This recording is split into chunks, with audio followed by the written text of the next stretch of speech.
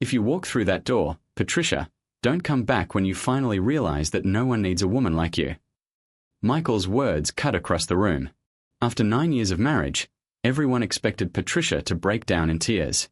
His mother remained seated on the couch. His sister lowered her eyes. Even Julia, the woman who seemed to be gradually taking the place Patricia once held in Michael's life, fell silent. After all, Patricia had always done the same thing. She forgave. She waited. She found excuses to stay. For years, she had believed that holding a family together was a form of love. What she had failed to notice was how much of herself had disappeared so that everyone else could remain comfortable.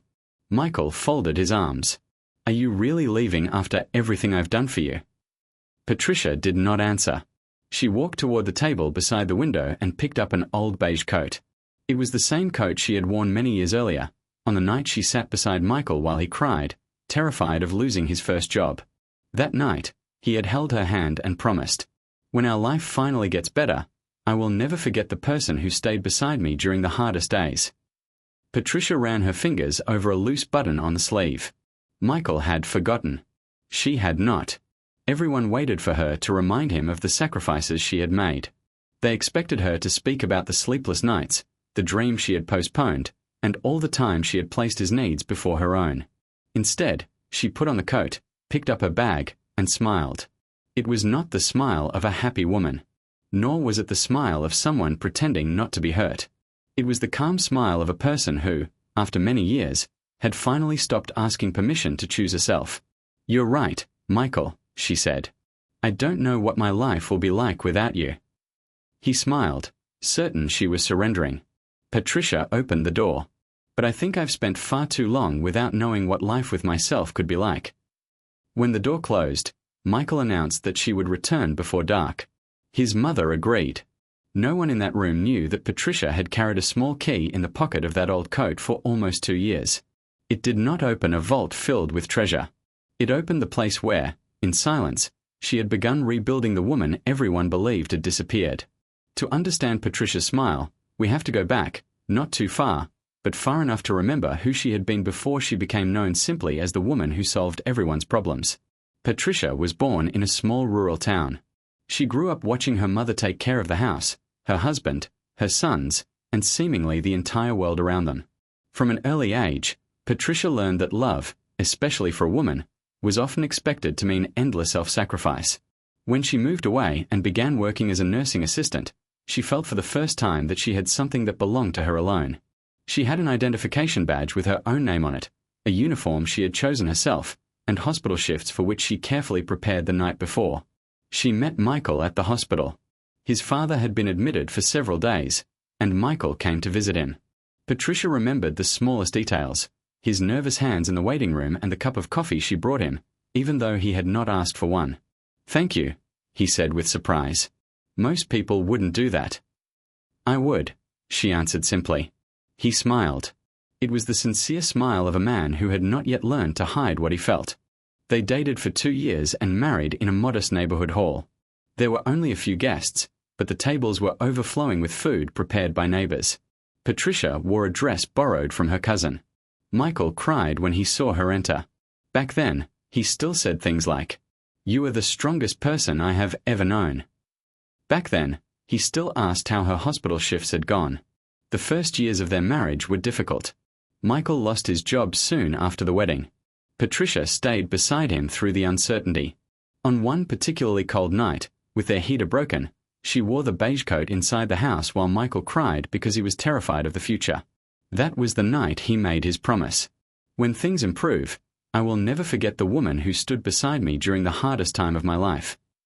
Patricia believed him, not because she was foolish, but because at that moment he truly meant it. The years passed. Michael found another job, and then a better one. Their life became more comfortable. Somewhere along the way, without a single dramatic moment marking the change, something between them shifted. There was no enormous argument. There was no obvious betrayal at first. The change was smaller and quieter, the kind a woman feels in her body before she can explain it with words. Patricia still came home exhausted after long hospital shifts. Her feet hurt, and her uniform carried the smell of antiseptic gel and reheated coffee. She still prepared food for the following day before going to bed. She still checked whether Michael had taken his blood pressure medication. She still asked him how his day had been. He almost never asked the same question in return. "How was work?" she would ask. "Exhausting," he answered without looking away from his phone. "My day was difficult too," she would say, trying to create a space for conversation. "I can imagine." And that would be the end of it. At first, Patricia did not believe there was a serious problem. She assumed it was only stress, routine, or a temporary phase. She gradually became accustomed to filling the silence herself, talking about her day without being invited to, simply so that she could pretend some form of conversation still existed between them. That was how she began disappearing, not all at once, but piece by piece. There was a dinner during which no one asked whether she had eaten.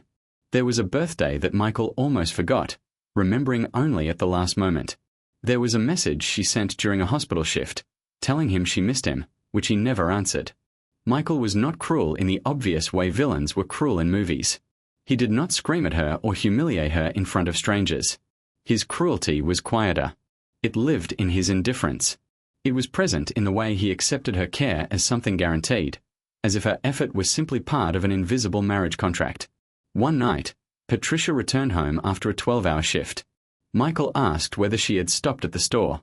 She told him that a patient had died in her arms that afternoon.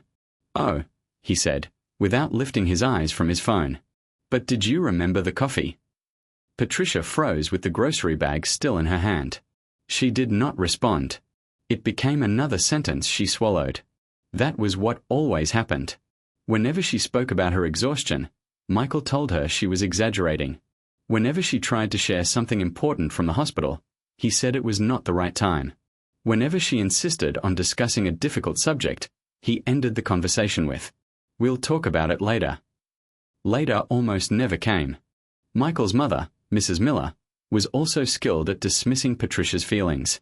One Sunday afternoon, after Mrs. Miller made a cutting remark about Patricia looking tired, Michael attempted to smooth things over. "My mother didn't mean anything by it. You shouldn't take everything so seriously." Patricia swallowed another response. Without realizing it, she began to believe that expressing discomfort meant ruining the atmosphere, that her exhaustion was an exaggeration, and that asking to be noticed made her difficult. And so the years continued, one hospital shift after another. Patricia cared for patients who sometimes could not remember their own names. She held the hands of frightened people and comforted families in hospital corridors. Yet at home, without noticing how it had happened, she was left without anyone caring for her. She had a colleague named Rose who worked in the same department. Rose had a habit of noticing things. One evening, after a particularly difficult shift, they were changing clothes in the locker room when Rose asked quietly, "Are you all right?" "I'm just tired," Patricia answered automatically. "You always say that," Rose observed gently, without accusation. Patricia gave an awkward laugh. "That's just life, isn't it?" Rose did not push her any further that day. But the question remained. Around that same time, something small happened, something Patricia would remember for years. An elderly patient who had been in the hospital for several days watched Patricia adjust and fall in with her usual patients. Patricia was still smiling, even after spending 10 hours on her feet. "My dear," the woman said weakly, "you take such good care of everyone. Who takes care of you?" Patricia gave the automatic smile she used whenever a question made her uncomfortable. "I'm fine, Mrs. Martin." The woman slowly shook her head. "I didn't ask whether you were fine. I asked who takes care of you." Patricia could not answer. She completed the procedure in silence, left the room, and stood in the corridor staring at nothing for several seconds. For the first time in a long while, she asked herself the same question. Who was taking care of her? That evening, Patricia traveled home on a crowded bus. She stood on aching feet with her hospital badge still hanging around her neck. Looking out of the window, she saw her reflection mixed with the lights of the passing city. For a moment, she barely recognized her own face. Around that time, Patricia began quietly saving a little money. At first, it was only spare change from shopping and a small amount earned from additional shifts. She did not fully know what she was saving for. She simply felt that she needed something that belonged only to her, a modest safety net in case the ground beneath her feet suddenly disappeared. She placed the money into a separate account that she had opened years earlier and rarely used. Michael never asked about it. In truth, Michael rarely asked her about anything. As long as the house functioned, the clothes were washed, and food appeared on the table, he felt no need to wonder what was happening inside Patricia. During this period, she also began hearing one name more frequently in Michael's conversations: Julia, his colleague. At first, it was only a name spoken without emphasis. Julia stayed late to help with the project. Julia understands this kind of work. I'll ask Julia about it. Patricia did not immediately suspect a physical affair. What she sensed was something more subtle and, in some ways, more painful. Julia seemed to occupy the space in Michael's attention that had once belonged to Patricia. Michael spoke about work projects with energy in his eyes. At home, he described his life in the same emotionless tone he used to list errands.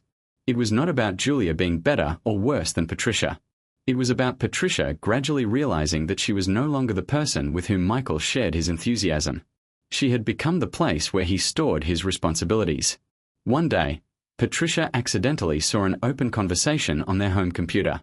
Michael had shared one of his deepest fears with Julia, the same fear he had experienced on the night he lost his first job, something Patricia had once believed only she knew. To Patricia, he had simply said that everything was fine. That discovery wounded her more deeply than any argument could have. One evening, after another silent dinner, Patricia tried to speak. "Michael, I feel as though we've grown distant." "You're tired from your hospital shifts," he replied without looking at her. "It's more than tiredness. I feel like we no longer truly talk to each other." "We talk, Patricia. You always turn everything into a problem." She lowered her eyes. "I only wish you would ask how I'm doing sometimes." "I work all day too, you know," he answered with irritation. "Don't ruin the evening." Patricia became silent. She washed the dishes alone, went to bed with her back turned toward him, and wondered how many similar sentences she had already swallowed. One ordinary morning, before starting her shift, Patricia went for a walk. She passed a small vacant office space on the ground floor of an old building near her home. A simple sign on the door said that it was available for rent. She stopped. The space was modest, one room with a window facing the street. For reasons she could not explain, she imagined what it might become. Perhaps it could be a place where relatives of patients learned how to care for bedridden family members. Maybe it could offer basic classes for caregivers, something she had dreamed about for years. Or perhaps it could become a small support center for families going through medical crises. Patricia did not know exactly what it would be.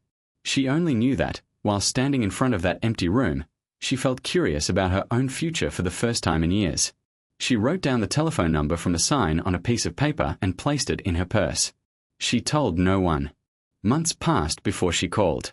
The rent was low because the building was old and located in a part of the neighborhood most people had forgotten.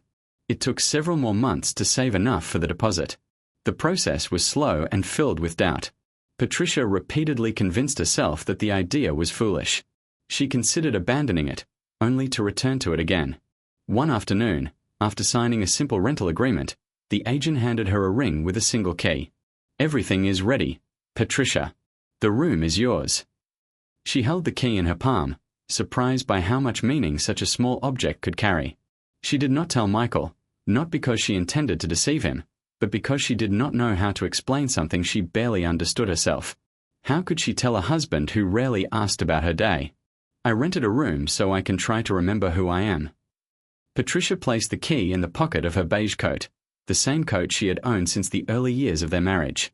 She did not wear it often, but it still hung beside the door, almost as if it were waiting for her.